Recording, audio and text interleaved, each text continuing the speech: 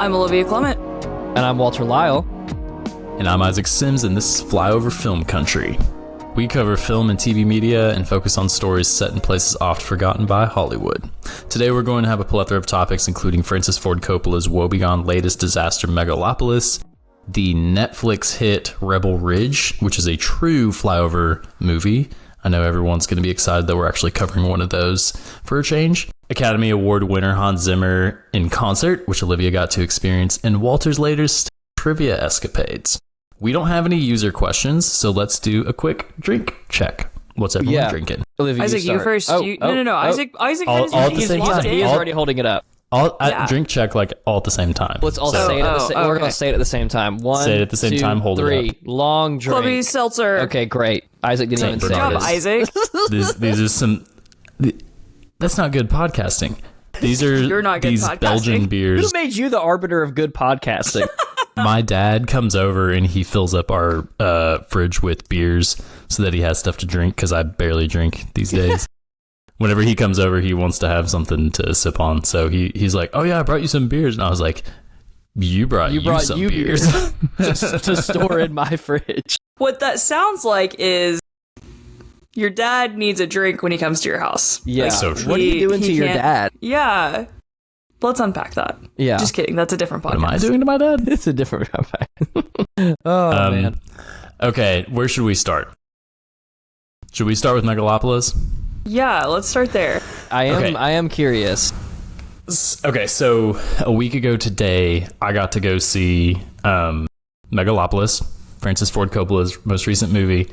And when I get out of the movie, which is an experience I'll try to describe in brief here in a little bit, since we're kind of each going to be describing unique experiences that we've had recently that are not shared amongst the three of us.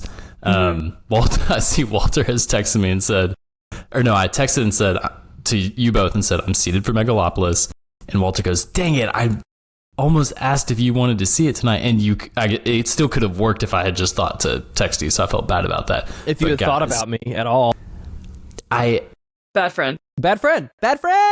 Oh, this is a film and TV podcast about Flyover Country. I'm not getting into the relational aspect of it. I like to keep business, okay? There's a certain amount of respect I have to have for a man like that. Megalopolis is because I was seeing it with Mitchell and Steven and Walter. I'm sure, like, if you were there, it would have been even better. One of, like, the craziest film going experiences I've seen in so long.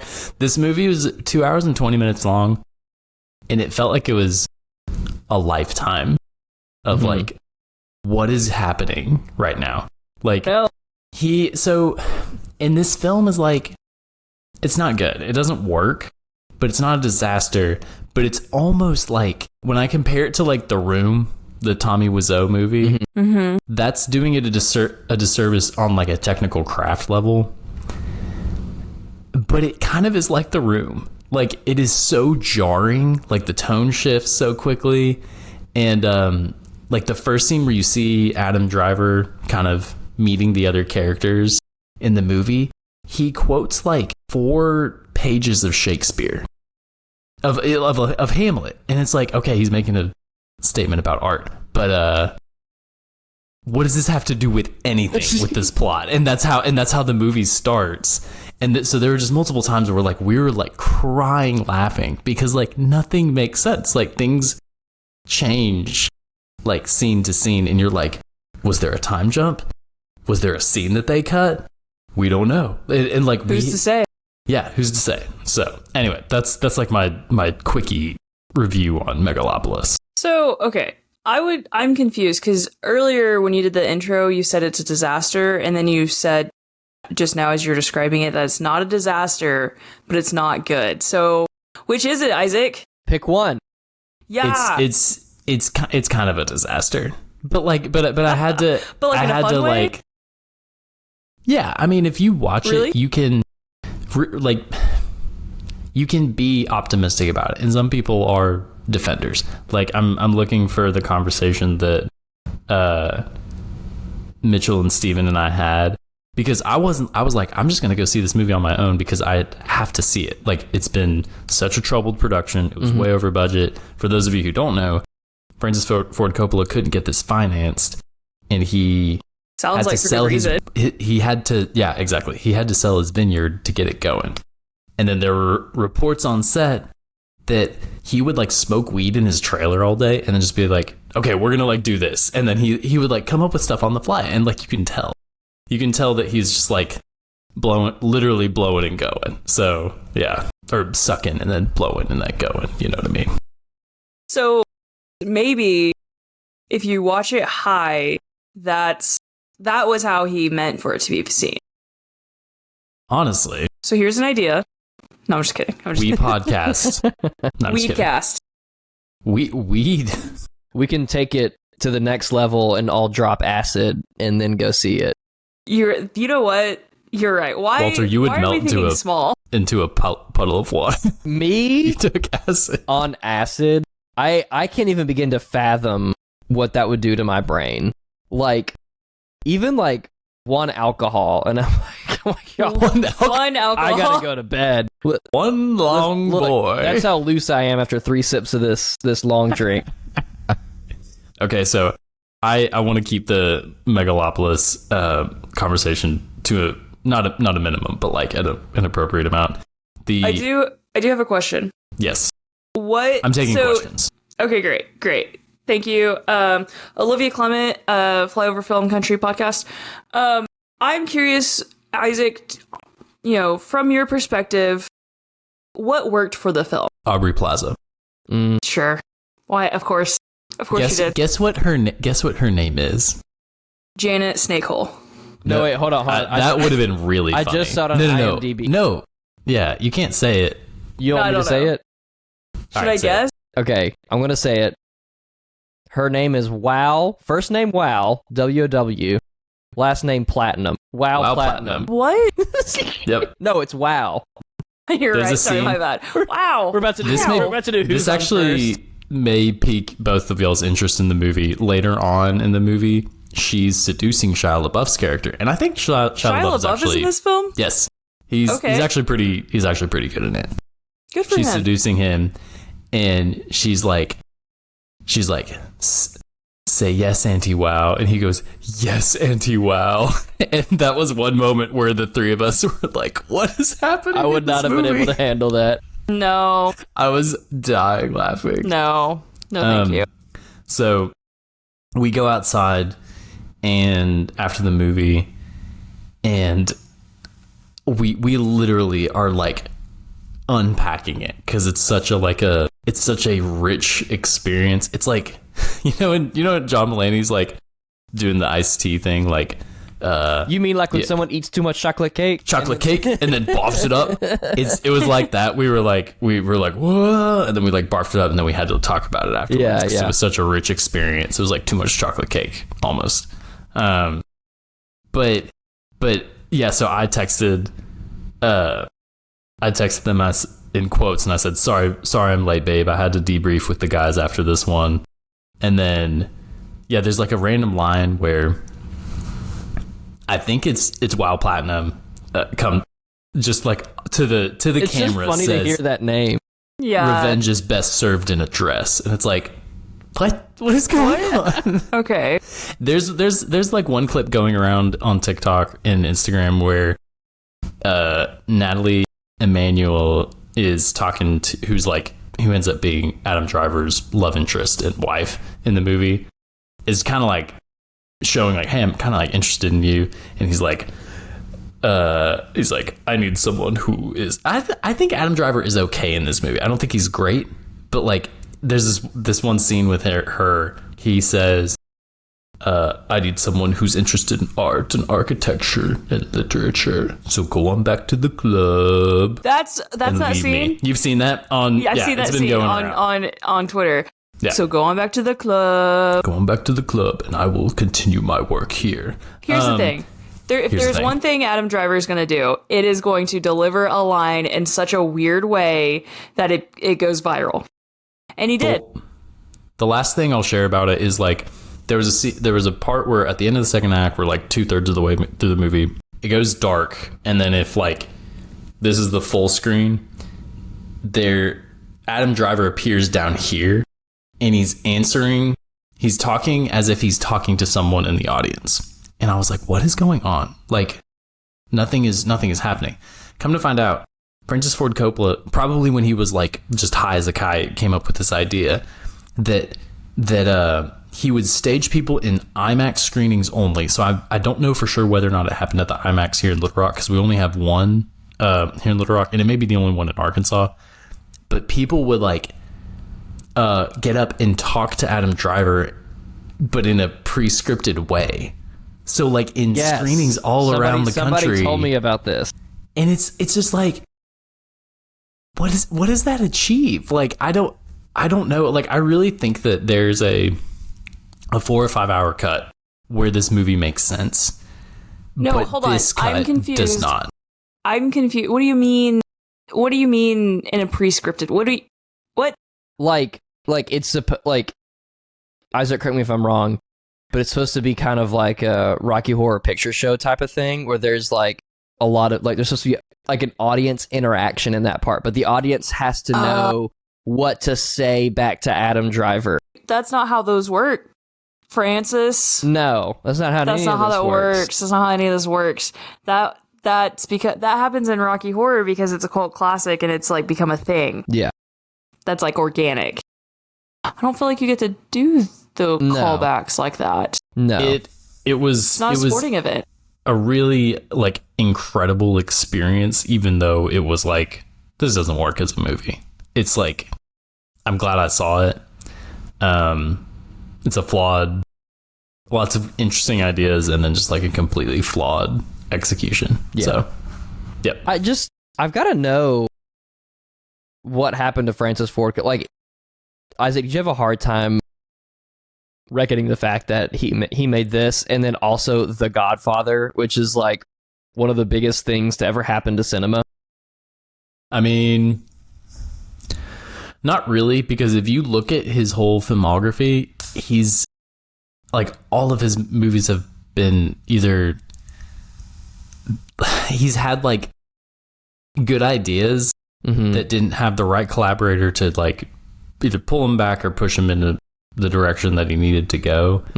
Apocalypse Now, like, he almost killed Martin Sheen, like on the set of that movie. But that movie came out being like a masterpiece.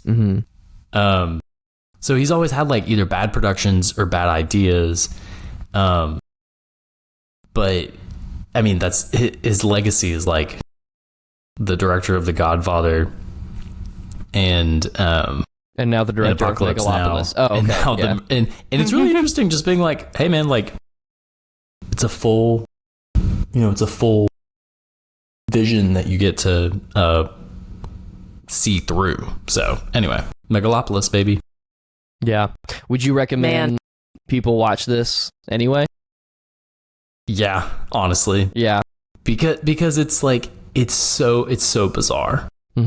It's so bizarre that it's enjoyable, and it is very sincere. It's not like like that's what was cool watching it, is I was like, because he has this whole thing like, it's New York, but it's New Rome. Yeah. So there's like, it's whatever. Like, he calls this movie a fable, Megalopolis, a fable in the title cards, and it's so weird, kind of seeing all these ideas about power and money and art and like wanting to make a better world for the people that we're going to be, or for our children. And there's like there's a strong like kind of subplot where they end up having a kid, and I'm like, I get where he's coming from, but it doesn't land because there's no margin at all, like in this cut. So it's sincere, and there's so much cynicism now. Like, even in the Academy, like, they reward that. There's a lot of darkness in Hollywood, and this is like, this guy like really believes in humanity's capability to like make the world a better place, whether through Hollywood or sustainable architecture. Like, literally, that's kind of what Adam Driver's going for. So Do you think that's why it's really it like weird. sticks out for you? Is because it gets into that kind of thing, which you were really passionate about? It is so tangential that it doesn't touch. Like I've talked to y'all before about how Columbus is like a pretty incredible reflection of architecture and kind of like the way that we interact with nature and the things we build and how they interact with nature. Columbus has done that the best out of any movie I've seen, and there's some others that I could probably think of that I can't think of right now. In Megalopolis, it's very much like, I'm going to build a better future. I am a smart man. And it's like, okay dude. Relax. Yeah. Relax, my guy. Okay. So go on back to the club. Oh my gosh. So, I don't know how to transition away from that, but... Who did the score for that film? That's whole transition. Megalopolis? Yeah. I don't know. Let me look. I'm already on IMDb. I can look while y'all. There you go. Producer's gonna produce. Gotta do it at Look some at our point. producer. That's right. He's crushing it. Yeah. Has Hans Zimmer scored a... Osvaldo Golajov. This guy. This guy. I don't think Hans Zimmer has scored for France. Wait, it's interesting that you're talking about Hans Zimmer right now, Olivia. Why are you talking about Hans Zimmer right now? Oh, well, this past Saturday, I got to see Hans Zimmer live in concert. Oh, now in it's Seattle. making sense. It's making sense now. Yeah, guys, okay. I go to a lot of concerts. This is the first time I've ever been to a concert like this where it was like full orchestra. It was not some band or musician I've been listening to. It wasn't Haim or Paramore. Right, yeah, it wasn't, Haim or Paramore, who I've seen more than once, several times. Anyway, it was, it's a film composer, and so it was just unlike any concert experience I've ever had, and it was crazy. He started out with Dune, and he even said, he was like, I started with Dune because it just came out, and I know what you're here for. Yeah. It was so funny. It was funny too because he after the first song finished, he got the mic and started talking, and he was talking about how uncomfortable and nervous he gets on stage. But let me tell you, that man has a stage presence. He is so funny and so charming. He went around all of the kind of bigger players on the stage, musicians on his stage, and just gushed about them and what they mean to him and all of this stuff, and it was really cool. And it was genuinely, I think it's one of the best concerts I've ever seen, and I would pay that much money to go see him again because it was unreal. And for me, and I think we've maybe talked about this some too, about movies need score. They need music to be a part of them to really drive home the point. Especially, we've talked about this, I think, with horror films, right? Like the score to horror films really sells it. Really, ups the intensity of that, and that's true of any sort of moment. And that's one of the things I think I love so much about film scores is that they really drive home, without you even really thinking about it, how they want you to feel in that moment when that scene is happening. And it was really incredible to listen to those pieces of music being performed with a full orchestra. And what was also really beautiful to me was, I think the crowd as a whole was probably the most diverse crowd I've ever been a part of at a concert, which was really awesome. Because to me, when I was telling people I was going to Seattle to see Hans Zimmer, most people in my day-to-day life were like, who's that now? And so in my mind, people don't know who Hans Zimmer is and don't really pay attention to that kind of thing. And so, one, it was cool to see an arena full of people who wanted to go see him. And two, it was really cool to hear all the different languages that were being spoken around me. Like, I think I heard probably 5 or 6 different languages. Like, it was That's wild. It was wild, and all ages. I mean, there was probably like a 8 or 9-year-old kid behind me with his mom, up to like, you know, like old people in their like 70s and 80s at this concert. Old people like their 40s and right, mid-40s. Yeah. And so, and it was just really cool to see that and get to experience that with a group full of people who just were passionate about film score. And there was one really funny part. It was right after they had finished the music from Gladiator, and you know, there's a female vocalist in that piece. Did and they do at that the live? end, yeah. So all the vocalists he's ever had were there live. So the vocalist for the Dune sound, she was there. It was crazy to hear her do that live. Like, Yes, Auntie Wow. yes, Auntie Wow.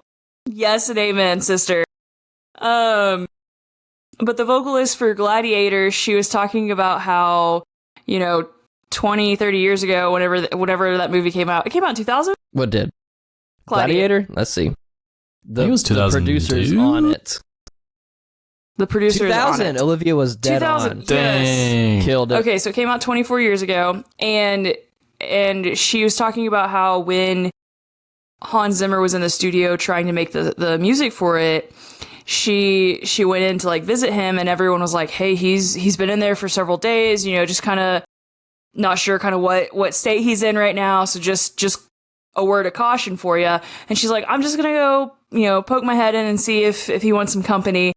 And she goes back there and opens the door and is like, hey, Hans, and she's like got this like Italian accent, which I'm not gonna do because I feel like it's, for her specifically, not Italians in general, but for her specifically, I feel like it's insulting. Yeah. I would not have any qualms about doing it otherwise, but for her specifically, it feels insulting. Understood. Anyway, she was like, hey, Hans, I was seeing if you wanted any company. And he goes, oh, no, not today, darling.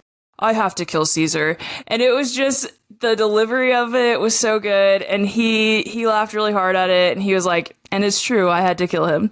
And he was so fun and he just like kind of feels like a fun grandpa that you just want to talk to and listen, like, and hear his stories and everything.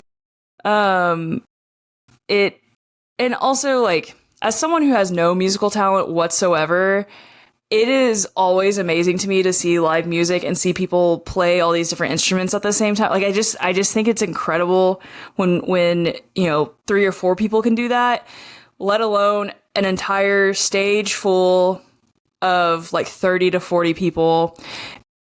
And they're playing all these different instruments, and you can, like, just hearing all those different pieces of instruments coming together to create this really meaningful sound that you can specifically identify with, you know, a scene in a movie, and you know, what was going on in that movie and how it made you feel the first time you watched, or how it made me feel the first time I watched it. It was amazing. Like, I will probably be riding this high for a long time because it was so cool. Which individual, like, performance did you recognize and kind of like, that one's going to be like, or like, it was either your favorite or the one you're going to be thinking about the most? Ooh, that's a good question. I think either Pirates of the Caribbean or The Lion King are probably going to stick out the most to me. One, because I think the Pirates of the Caribbean score is just, it is so fun, So iconic. and it's so iconic, and also I think because and Pirates of the Caribbean came out when I was a little kid. I think I was like 8 or 9 maybe when it first came, like the first one came out, and so I don't know if people were like, oh, this is going to be a big hit. I don't know how the film industry was talking about it back then, But in my mind, it's like, it felt like it came out of nowhere. It was just like exploded as this huge hit of a film, even though I realized like that was a big ride at Disney World and all this stuff beforehand. But the music is so fun in that, and seeing and hearing the cello from that sound, that score, it was really cool. And then The Lion King's one of my all-time favorite movies. Like, that was one of my favorite movies as a kid. It may be my favorite movie from my childhood. And that's high praise. That is high praise, because I watched Coming to America as a child. But I was trying to think of a really inappropriate movie I watched as a child. That was the first one that came to my mind. Anyway, so Lebo M, who is also a pretty big like music person, he and Hans co-wrote the score together, and his voice is the voice you hear at the very beginning of The Lion King whenever Circle of Life comes on. Like, that's his voice. And he was there and performed the Circle of Life. And what was really cool was that his daughter, who was on stage pretty much the whole time, like, I didn't know that was his, I don't think anyone probably knew that was his daughter, because, like, why would we know that? But Hans was like, this movie is obviously really iconic and really meaningful to a lot of people. It's really special to me to perform this with Lebo M. And the fact that we get to share the stage with his daughter, pointed to his daughter who had been killing it all night. And I think that's really cool. And so that was awesome. And I think those things are going to stick out to me. Another thing he said, I meant to say this earlier. He was talking about, he was in between songs, and he was talking about the next song he was going to perform. And I haven't looked up, I think I know what movie it's from, but I haven't looked it up to confirm yet. He was talking about how a few days ago he didn't say any of this because he was in LA, and he's like, LA is full of a bunch of movie people, and so I can't just say things freely there. But here in Seattle, I can say more things here. And he was talking about when they go out to make movies, they always try with their best intentions to make a good movie. But sometimes that just doesn't happen, and sometimes you make a bad movie. And he's like, and I know none of you saw this movie, so you're probably not going to recognize this next song, but we just like playing it so much, and so we're just going to play it for you, even though you don't know it. And I think it's from Dark Phoenix. Really? Because there's like a bird in the visuals in the background, and so I think it's from Dark Phoenix, but I haven't looked it up yet. Anyway, it was really good. It was really good, but it was funny to me that he was just like kind of roasting this movie he made. He did in fact do Dark Phoenix. He did the music for it. I know he did the music for it. I don't know if the song he performed. I'm gonna look it up right now, actually, see if it's on set list. He did the music for J.D. Vance's Hillbilly Elegy.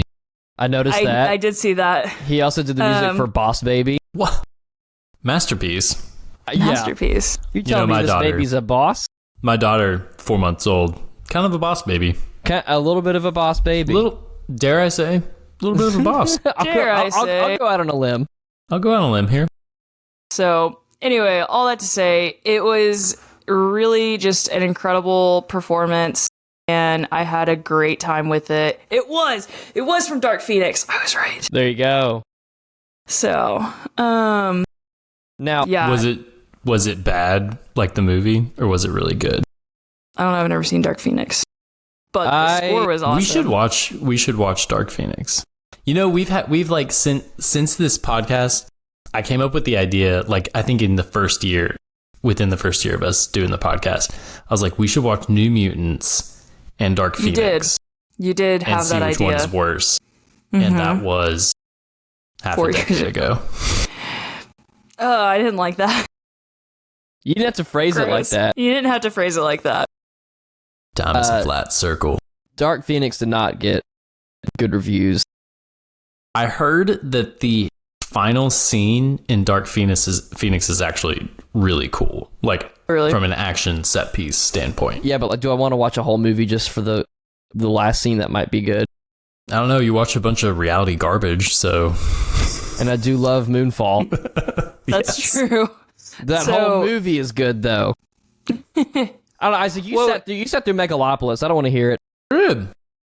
Yeah, if I sat through Megalopolis, you could sit through Dark Phoenix. So, anyway, and Cocaine Bear. Oh my god. That was against my will. Okay, continue on.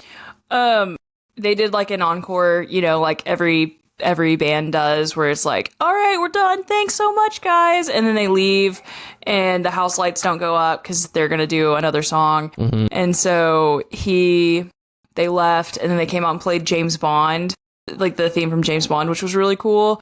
And they even had the gun barrel, like moving iconic feature. That was really cool. And then the very last song he played was Time from Interstellar. And it was like being at the Taylor Swift concert, because he played the first piano chord and everyone lost their mind. Like everyone knew exactly what it was. Everyone was like, the Zimmer era. Yeah. Listen, it was the Eras tour for Hans Zimmer. What instrument did he mostly play? He played piano a lot and he played guitar a lot. Those were the two main ones. I think at one point he played bass. During the Dark Knight one, there were 3 bassists on stage, and it was like everyone had turned, like it had cranked the bass. It was so loud. I could feel it in my chest, like just the bass. That's It was so good. I was like, I need this injected into my veins. Oh, man. It was awesome. Just straight up. And I could talk about it forever. I'm going to stop because I realize like we need Walter to talk about his trivia stuff. Yeah, I was kidding about it. We don't have to talk about that.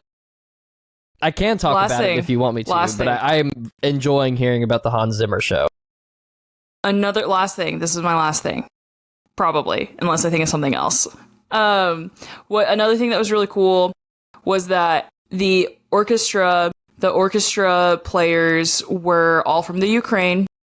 And so I thought that was really cool. And he talked about how like this tour was really meaningful to them because it gave them hope that like people do care and people want to like enjoy things together and come together for something. And I thought that was really cool. And like everyone in his band is from a different country. Like his like the cellist who helped him write the Wonder Woman score, which was really, honestly, was so cool live. Like, you can say whatever you want about the Wonder Woman movies. The score, I think, is awesome. And she's from China. There was another musician from Brazil, another musician from Japan, I think. It was a very diverse state, band of musicians. It was amazing, and I loved every second of it. And he played for like 4 hours. Like there was an intermission. It was that long. Yeah, that's so cool. Which was 4 hours. I mean, it could be the greatest musician of all time, or Hans Zimmer, or Megalopolis, the director's cut. Yeah, but I can't sit through anything for 4 hours without some kind of break. Yeah, there was an intermission, which I wasn't expecting. He said that there was an intermission, and I was like, oh, he's about this. Oh, okay. All right. I'm sorry, I did not recognize your game, sir. I was unfamiliar with your game. Also, this is maybe the craziest thing. At intermission, I went to the bathroom because I really had to go pee. And there was a line at the men's restroom, and I've never seen that before my entire life. I don't think I've ever seen that before. So long. It was almost as long as the women's line. And I honestly... Did you find your husband? Did you meet your husband at this concert? No. You should have just been like, hey, pretty long line there, right? Am I right? Long line. So, you single? How do you feel about long distance relationships? Are you going peeing or you going pooping? Which, you going one or two? Number 1, number 2. What do you think about Hans Zimmer's score for Chappie? Deep cut. And he goes, actually, I would love to talk to you about his score for Boss Baby 2. Because that's He one scored of my favorites. Madagascar 3, Europe's Most Wanted. He has scored so... I think he did all the Kung Fu Panda movies, too. Yeah, He did. He did. How do you feel about Han's score for Call of Duty Modern Warfare 2? Yeah. How do you feel The about that? goat. He did Transformers. How about Revenge the of the SpongeBob Fallen. movie, Sponge on the Run? I saw that. I was floored by that one. Did he? I think he did all the Madagascar movies. I think he did. That's amazing. Have y'all seen the cuts of like Marty saying we have to escape back to Madagascar, and then the penguin subplot is like a cutscene from Call of Duty? Yeah.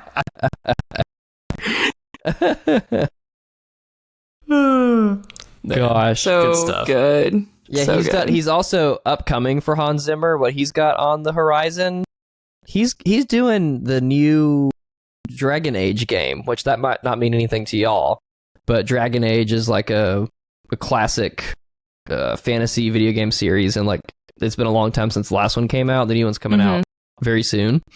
And he did the music for it. I do know what Dragon Age is. Did not know there was a new one coming out, and I did not know he was going to do the music. So that's fine. I think I played the beginning of Dragon Age, one of the Dragon Age games, and I just didn't vibe with it.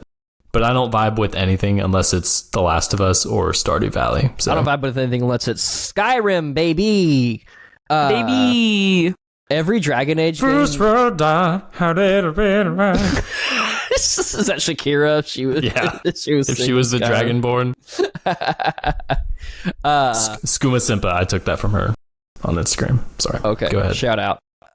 Shout out. Every Dragon Age game is different from like each other, like gameplay wise. They're Kind of like our episodes. Yeah. So true. Every episode of So ours is a true. different genre. So anyway, I'm glad y'all asked about Harry Potter trivia. Yeah, my team got numbers. We played, Hans Zimmer famously did not score he did not. any of them. Another John famous Williams. composer, John Williams did it, right? Williams. Yeah. Who, Yep. if he ever went on tour, I'd King. 1,000% go see that. Because King. what King a shit. filmography. Yeah. King. Yeah, we won 6th place in Harry Potter trivia last week. And that might not At sound what? At which like establishment? It was at Rogue Your mom's. Roundabout. Oh, we were doing Your we were playing mom's. Harry Potter trivia at your mom's house. We At were Tamara's. drinking Angry Orchards. I was drinking butterbeer. Did they serve it there? Yeah, actually, Rogue Roundabout had like special Harry Potter themed drinks, and I had That's a butterbeer, cool. and it was really good. I support awesome. small businesses. I have to tell y'all a pretty egregious Rogue Roundabout story after we're done recording. Well, we're almost out of time, so let me tell this, and then I want you to hear that, and then we're gonna end it really abruptly. Okay, you ready? Yup. Okay, so we won 6th place out of 25 teams, so that's pretty good. That's And pretty then good. the host, she told me afterward that our team was leading up until the mid, like the mid game break. You know, there's like 8 rounds after the 4th round. I think we're leading up until then. And I'm not gonna say I was carrying our team, but I was carrying our team. I believe it. And I haven't read those books in like a decade, probably. Like it was like riding a bike. Like they started being like, "What's the spell that Harry cast ripped open Draco's chest?" And I was like, "Sectum Sempra." I was like, "Oh my gosh!" Like Where did that unlucky- come from? Yeah, In Half-Blood Prince. yeah, and Half-Blood Prince.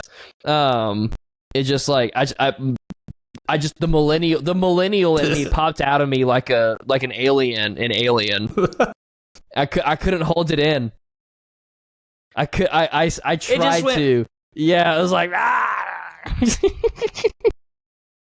Did y'all see the thing where like people say that people regret Harry Potter tattoos more than like a Gen reassignment? It's like there was a study that was done. Anyway, that's sorry. really Go, cool. Yeah, continue on. I want to know got the dark parameters market, of I'm that. sorry. So All right. I need to know the parameters of that. So where Anyway. did y'all lose it? What did they ask where y'all just like lost There it? were just a couple of questions that like out of nowhere were really obscure. That only there was a team. The team next to us, they're the ones that won, and they were all. I would say they were all between the ages of like 16 and like 21, maybe, and they were all dressed up like they were all in their Hogwarts robes. They're about that life. They're about it, and I'm like, and that's great. About that virgin life. Yeah.